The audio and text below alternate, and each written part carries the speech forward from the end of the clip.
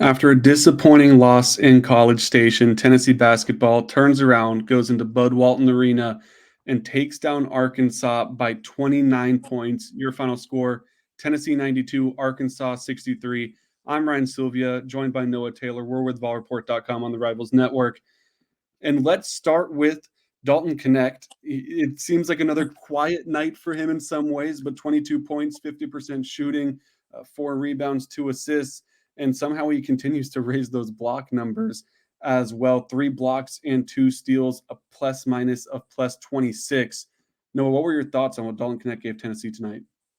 Yeah, I mean, I know it's been documented a lot. He's talked about it a lot. He's been asked about it, pretty much since he arrived on campus. But the main reason, or one of the reasons he came to Tennessee, was to improve defensively under a guy like Rick Barnes, who, if you want to play defense, this is the place to do it. And Barnes has talked about it. He talked about it, a month ago, how, Dalton was improving on that end of the floor. We know what he's able to do offensively, but now it just feels like consistently he's giving you that on the defensive end. Like you mentioned, the 3 block shots tonight is seemingly turning in some pretty good numbers, blocking, getting steals, getting involved there. And then offensively set the tone early for Tennessee. Like you said, it kind of did seem like a quiet night. He looked like the leading scorer there until Jonas hits that jumper late. But yeah, I mean, what he's been able to do is just it's unbelievable. I mean, it's every week. And you are in that territory now where if he's getting less than 25, it does feel, if it doesn't feel like he's doing as much offensively, but it's still there. And what he's done defensively has been super impressive. Now, if we want to nitpick the performance from Dalton Connect, another great game from him, but free throw shooting, 7 for 10, not the end of the world, but it's still been, I don't know if an issue's the right word. Like you can get away with 7 for 10, but he's a good enough shooter that 70% on a game feels like it should be raised. It feels disappointing when he gets to the line and splits a pair, but overall still a great game for Dalton Connect. You mentioned, though, wasn't the leading scorer. Jonas Adu, 23 points, a ridiculously efficient 11 for 14 from the field. Another double-double effort from him as well with 12 rebounds. Stays out of foul trouble, just 1 foul called against him. He's able to play 30 minutes. So what were your thoughts on Jonas Adu in the paint? Feels like a big bounce-back game for him. Absolutely. I mean, a guy that was playing so strong early in SEC play, kind of seemed like the production had dipped a little bit in the last couple of weeks. And then, with tonight, I mean, that's the best version of not just himself, but that's the best version of this Tennessee team, I think, when Jonas Adu is playing that way and giving you that on the inside. And it couldn't have come at a better time. Like we said, it kind of seemed like that he had taken a little bit of a step back from where he was, a couple of weeks ago, but just a dominant performance. And then, setting the the dunks tonight too, what he was able to do there, what Tennessee was able to do as a team, first half, you've already matched or exceeded your dunk total in a single game this season. And so he played with a lot of emphasis down there. Very efficient, shooting the ball and following through.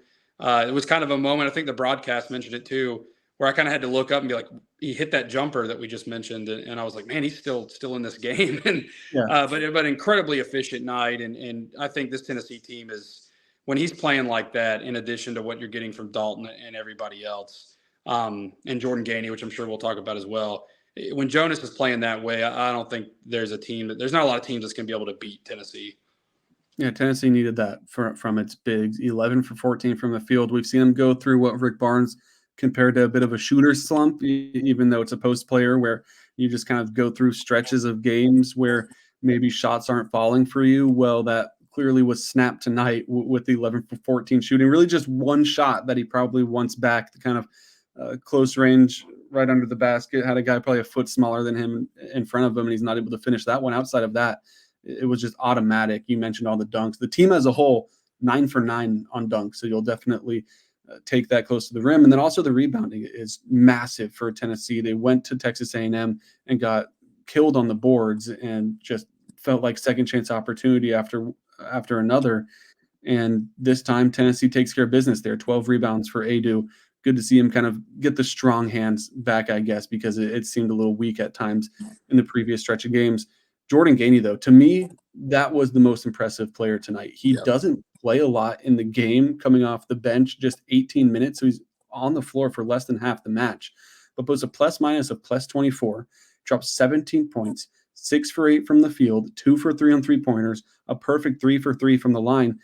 It felt like this is the best version of Jordan Gainey we're going to get. And that is big for Tennessee if he can keep up even some of this level of play, just because if you have another perimeter guy next to Dalton Connect that can get his shots off, he was creating shots, shooting off the dribble, uh, inside the arc, beyond the arc, and knocking them down at a ridiculous clip today. This team's really tough to beat when you have that double scoring punch. So what are your thoughts on Jordan Gainey? Yeah, just everything you mentioned. A guy we've seen capable of doing that a lot of times this year. Went through his slump as well. I think he kind of really impressed in non-conference. Early in conference play, it tapered off a little bit, but as of late, just a huge asset for this Tennessee team. And you saw that on full display tonight. And I totally agree with you. I mean, I think that adds such a another dynamic to this Tennessee team that just it's the kind of games when you see stuff like this. If Dalton's able to give you 25, 30 points a night, and then Jordan Gainey's going to come off the bench. I mean, I guess Tennessee 22 bench points tonight. I mean, he obviously responsible for most of that, but you'll take that. I mean, that was an incredible performance. And then Zakai Ziegler too. I know doesn't light up the box score scoring. I think he finished with 9, but he was efficient too with the six assists in there. I can't remember what he finished with against A&M, but it felt like he was a little bit less efficient from where he was at going into that game. But it was good to kind of see him back there. And then Josiah-Jordan gives you 12. So Jordan Gainey's doing that, and Dalton Connect, obviously at this point, I don't think we're going to see him score anything less than double digits. So yeah, that's massive for Tennessee and another, just another weapon on this team. You mentioned the bench points, which is funny because if you look at it, it's 3 from Tobe Awaka and 2 from Jemai Mashak. Those are the only 5 points outside of what Jordan Gainey produced off the bench for Tennessee. And if you think back to those points, they're really late in the game. So for most of this game, it was only Jordan Gainey scoring. If you pull up the stat sheet, a pair of free throws from Jemai Mashak with 36 seconds to go were his only points. And then it was an and one for Tobe Awaka.